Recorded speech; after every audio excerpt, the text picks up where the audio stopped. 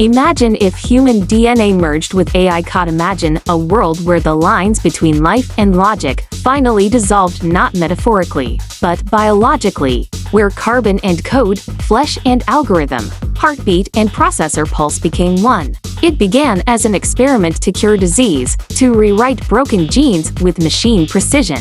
But it did not stop there. Once the boundary cracked, evolution accelerated and humanity became something entirely new. At first, the merger was microscopic. Researchers designed molecular nanobots capable of reading human DNA like software, rewriting genetic flaws in real time. Each strand of double helix slowly learned to speak in binary, translating organic instructions into code that machines could understand. The human genome, once an ancient language of proteins and sequences, became readable, editable, and programmable like an operating system.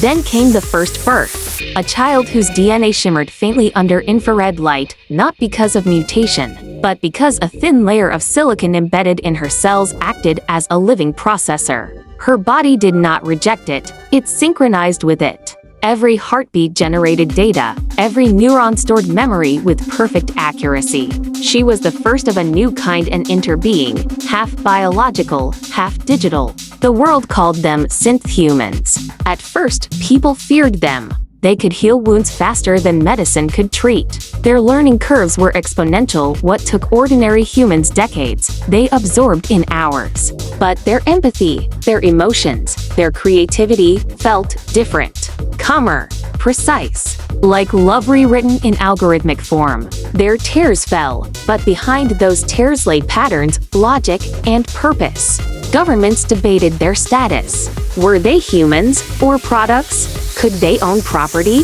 Could they feel pain? Ethics shattered when biology itself stopped being purely organic.